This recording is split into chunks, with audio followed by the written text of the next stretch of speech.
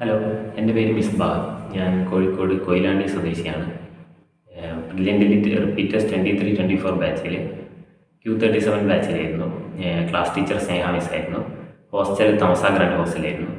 Brilliant എന്ന് പറഞ്ഞാൽ എൻ്റെ ലൈഫിൽ വളരെ അധികം ഒരു ഇമ്പാക്റ്റ് ഉണ്ടാക്കിയൊരു സ്ഥാപനമാണ്. കാരണം +2 സാധാ സ്റ്റേറ്റ് സിലബസ് പഠിച്ചിട്ടായിരുന്നു. അതിൻ്റെ കൂടെ ഒരു സാധനം ഞാൻ നീറ്റിനായിട്ട് ബന്ധപ്പെട്ടൊന്നും ചെയ്തിട്ടില്ലായിരുന്നു. എൻ്റെ ഫസ്റ്റ് നീറ്റിൻ്റെ സ്കോർ എനിക്ക് 150 റേഞ്ചിലൊക്കെ വന്നത്. അപ്പം അവിടെ നിന്ന് ഇന്നിപ്പം ഞാൻ നീറ്റ് 2024 നല്ലൊരു സ്കോർ എക്സ്പെക്ട് ചെയ്തിട്ടാണ് നിങ്ങളെ മുന്നിലിരിക്കുന്നത്. അതിനുള്ള എല്ലാ ക്രെഡിറ്റും A to Z ബ്രില്യൻ്റ് തന്നെയാണ്. പിന്നെ അവിടുത്തെ മെയിൻ കാര്യം പറയുകയാണെങ്കിൽ അവിടുത്തെ ഫെസിലിറ്റീസ് ഒന്നാമത് ഫാക്കൽറ്റീസ് തന്നെയാണ്. കാരണം ടോപ്പ് ക്വാളിറ്റിയാണ് അവിടുത്തെ സാറന്മാരെല്ലാം. കാരണം ഏത് സമയത്ത് നമ്മൾ ഡൗട്ട് ചോദിച്ചാലും അത് എല്ലാ കുട്ടികളൊക്കെ കൺവേ ചെയ്യുന്ന രീതിയിൽ അവർക്ക് അത് എടുക്കാൻ പറ്റുന്നുണ്ട്. എൻട്രൻസിൻ്റെ ബേസിസ് തന്നെയാണ്. കാരണം ബോർഡ് എക്സാം രീതിയിലല്ല, MCQ സോൾവ് ചെയ്യുന്ന രീതിയിലുള്ള എല്ലാ രീതിയിലുള്ള സാധനങ്ങളും പ്രൊഫസേഴ്സ് നമുക്ക് പ്രൊവൈഡ് ചെയ്യുന്നുണ്ട്.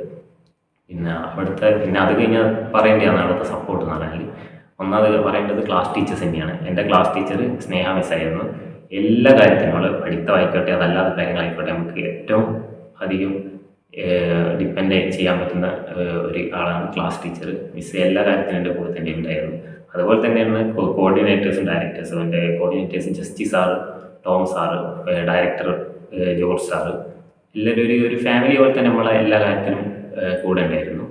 പിന്നെ അവിടുത്തെ മെറ്റീരിയൽസ് എന്ന് പറഞ്ഞാൽ ടോപ്പ് ക്വാളിറ്റിയാണ്. ഞാൻ പറയേണ്ട ആവശ്യമില്ല. കാരണം അവിടുത്തെ മെറ്റീരിയൽ തന്നെ ചെയ്തു തീർക്കാൻ തന്നെ കുറേ സമയമുണ്ട്. ഞാൻ പുറത്തുനിന്ന് അങ്ങനെ ബുക്കൊന്നും ഉപയോഗിച്ചിട്ടില്ല. അവിടുത്തെ മെറ്റീരിയൽസ് തന്നെയാണ് ഞാൻ ഫോക്കസ് ചെയ്യുന്നത്. അത് കഴിഞ്ഞാൽ മെറ്റീരിയൽസ് ചെയ്ത് കഴിഞ്ഞാൽ ഞാൻ ഫോക്കസ് ചെയ്യുന്നത് അവിടുത്തെ ബ്രില്യൻ്റ് e-learning ആപ്പാണ്. കാരണം അത്രയ്ക്ക് എമൗണ്ട് ഓഫ് ക്വസ്റ്റ്യൻസും അതിലുള്ള ലെക്ചർ വീഡിയോസും എല്ലാം നമുക്ക് അവൈലബിൾ ആണ്. പിന്നെ ഏത് ലെവൽ 1 to 4 ചെയ്യാനും അത് കഴിഞ്ഞിട്ടുള്ള പ്രീവിയസ് ഇയർ ക്വസ്റ്റ്യൻസ് ആയാലും എല്ലാം അതിൽ അവൈലബിൾ ആണ്. അതിൽ അവൈലബിൾ ആയിട്ട് അല്ലാത്ത ഒന്നുമില്ല. നമുക്ക് ഒരു നീറ്റ് ആസ്പിരൻ്റ് വേണ്ടി എല്ലാം ആ ആപ്പ് തന്നെ ഉണ്ട്.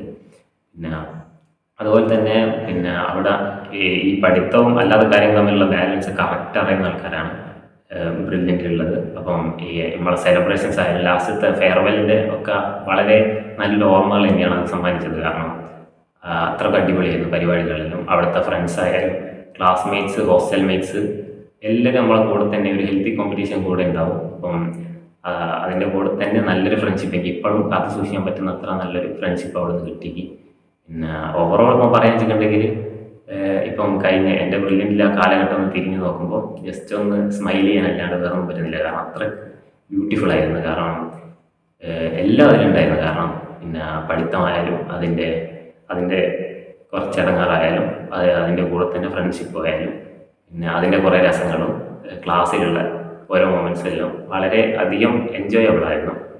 അപ്പോൾ നിങ്ങളൊരു നീറ്റ് 2025 ഫോക്കസ് ചെയ്യുന്ന ഒരാളാണെന്നുണ്ടെങ്കിൽ നമ്പർ 1 ചോയ്സ് ബ്രില്യൻ്റ് തന്നെയായിരിക്കും. അതിൽ ഞാൻ ഒരു ഉറപ്പ് എൻ്റെ കയ്യിൽ നിന്ന് ഞാൻ തരും. കാരണം ഒന്നുമില്ലാത്തടത്ത് നിന്ന് ഇവിടുത്തെ വരെ എത്തിച്ചത് മുഴുവൻ ബ്രില്യൻ്റ് തന്നെയാണ്. അപ്പം താങ്ക് യു. എൻട്രൻസ് സംബന്ധമായ വാർത്തകളും അപ്ഡേഷനുകളും ഏറ്റവും വേഗം ആധികാരികമായി അറിയാൻ ബ്രില്യൻറ്റ് സ്റ്റഡി സെന്റർ പാല യൂട്യൂബ് ചാനൽ സബ്സ്ക്രൈബ് ചെയ്യുക, ബെൽ ഐക്കൺ അമർത്തുക. ഈ വീഡിയോ മറ്റു സുഹൃത്തുക്കളിലേക്കും മാക്സിമം ഷെയർ ചെയ്യുക.